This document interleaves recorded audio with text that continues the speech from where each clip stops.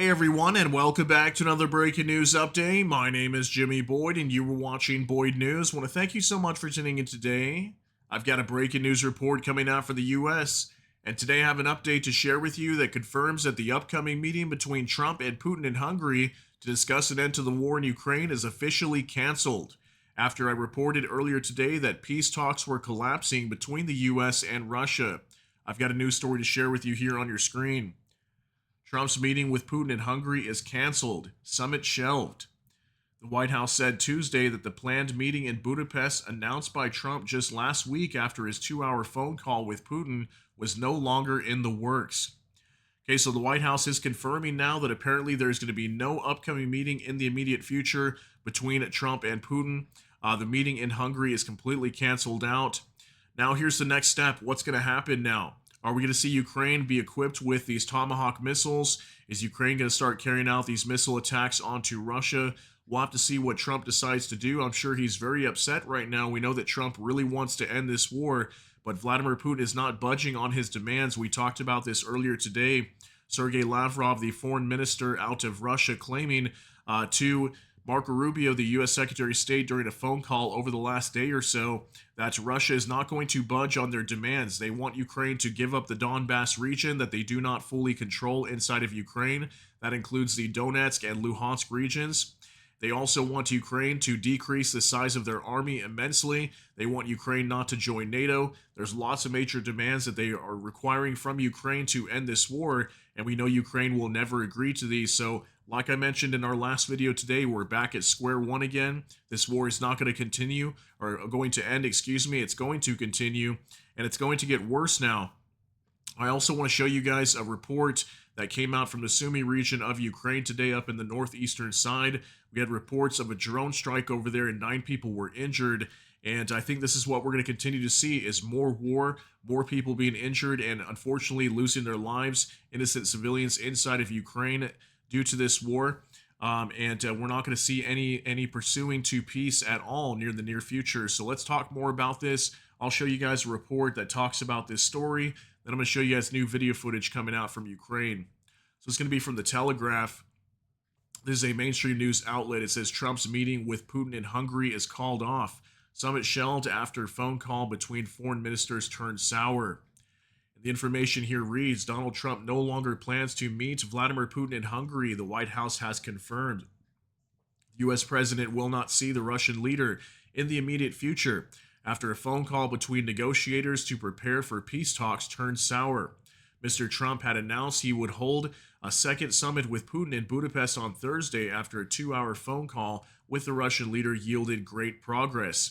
However, preparations for the summit stalled when Moscow canceled an in-person preparatory meeting between Sergei Lavrov, the Russian foreign minister, and Marco Rubio, the U.S. Secretary of State. Mr. Trump wanted officials from each side to convene in Hungary to prepare for his summit with Putin. Mr. Lavrov and Mr. Rubio spoke by phone on Monday, and according to reports, the call did not go well. In a tense conversation, Mr. Lavrov is believed to have told Mr. Rubio that Russia would not accept freezing the front line in Ukraine, so that was another big one as well. That's actually what started this whole downhill trend with the peace talks, was Lavrov telling Marco Rubio, we're not going to agree to a ceasefire. Trump was immediately calling for that just the other day, called on Vladimir Putin and Volodymyr Zelensky, send your troops home. Everybody leave the front line, leave the battle lines where they're at, and everybody go home. That was basically an indicator that Trump was calling for a ceasefire, and that was not the case. So here's kind of like a picture from deep state maps showing where the front line would be at. The red shaded area is what Russia controls inside of Ukraine, obviously Crimea down here as well. And then the white shaded areas where Ukraine controls. Okay, so that's what Trump wanted, a ceasefire. Russia rejected that, with Lavrov telling Marco Rubio they would not agree to a ceasefire. This is the second time confirmed this year that Russia is not agreeing to a ceasefire with Ukraine, and Ukraine has come out and agreed to this ceasefire. This is 2 times that they have agreed to it, and Russia is not. So again, what's going to happen next, we'll have to see. It also says however, on Tuesday, the White House described the call as productive, adding, therefore, an additional in-person meeting between the secretary and foreign minister is not necessary, and there are no plans for President Trump to meet with President Putin in the immediate future. Mr. Lavrov refused to compromise on Moscow's maximalist position, in his discussions with Mr. Rubio. Says, quote, I want to officially confirm Russia has not changed its position compared to the understandings that were reached during the Alaska summit, Mr. Lavrov told reporters in Moscow after reports of his call with his American counterpart. So we know basically what Russia's number one demand is. They want Ukraine to capitulate. They want them to give up certain territories in Ukraine. There was even at one point during meetings back in Istanbul, in Turkey, with Ukrainian and Russian delegations, there was at some point Russia was demanding that Ukraine give up all these 4 different regions inside of Ukraine. This would be like the Luhansk, Donetsk, Zaporizhzhia, and Kherson regions. They wanted them to give up all of that over to Russia. Now what we're hearing more recently is mainly Russia just wants control of Donetsk and Luhansk regions, and they've also been willing over the past few days to apparently give up the remainder of Kherson and Zaporizhzhia regions, which, in all honesty, I think that was just them claiming that. I don't think they'd actually be willing to sign any kind of agreement with Ukraine to give these up. I mean, that's a lot of territory inside of Ukraine.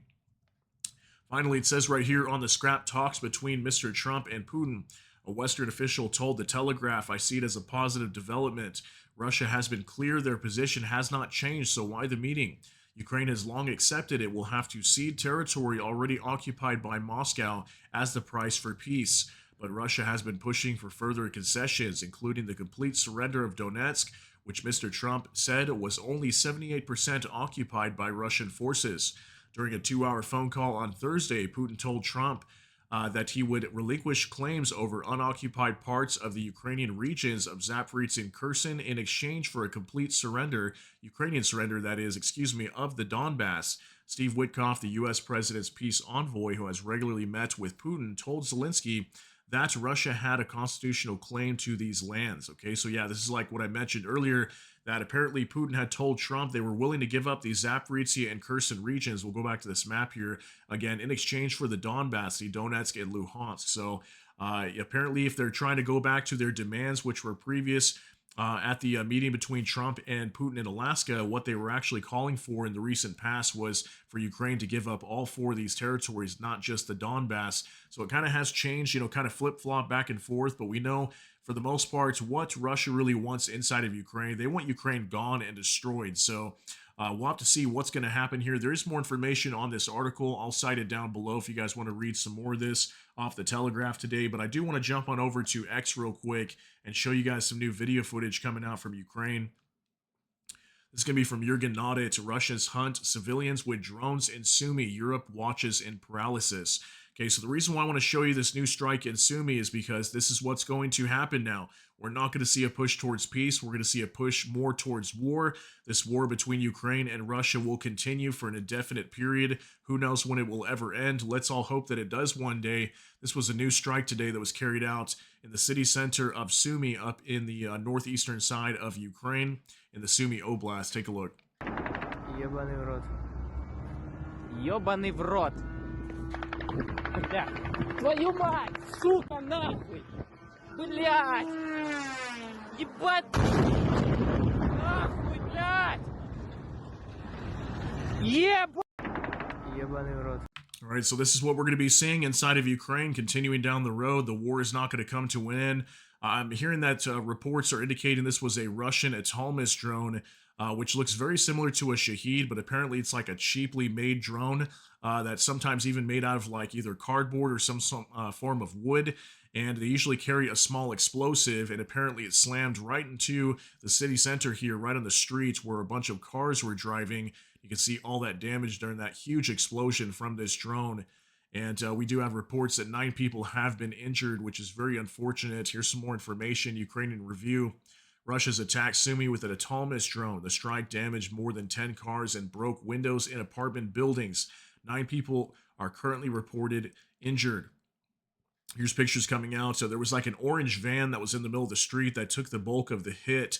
You can see huge damage here and all that, these burn marks from that fire and the blast and the shrapnel that went everywhere. Look, it shredded the tire right here as well.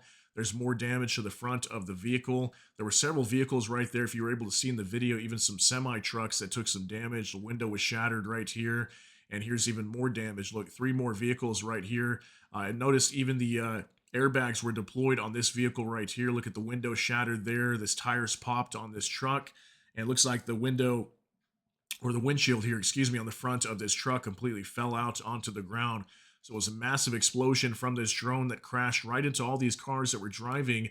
So civilians being targeted still inside of Ukraine. And this was actually asked by a reporter to Trump just the other day, actually. There was a meeting at the White House, and Trump was speaking to a reporter, and the reporter asked him, can you comment on these civilians being targeted inside of Ukraine? And he basically, for the most part, just kind of avoided the conversation and just went back to saying how many people are losing their lives in this war, that he cares all about ending this war. But yet, what are we reporting here out of Ukraine almost every day, guys? Is just constant attacks on civilians inside of Ukraine.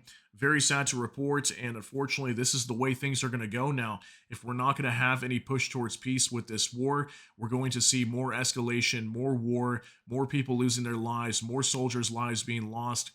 So it's very sad. Let's hope that something will be resolved here at some point in the near future and they can get on the path towards peace. But right now, what we're seeing with the Russians is they are not ready for peace. They want more war inside of Ukraine if Ukraine is not willing to capitulate. So guys, I want to thank you so much for tuning in. Let me know what you think about all these details down below in the comment section. That's going to be it for today's update. If you got something out of this, please smash that like button. Also, if you enjoy my content, please consider subscribing down below. Hit the notification bell. That way YouTube can notify you. And with that, hope you all have a great day. Everybody take care and God bless. And we'll see you in the next one.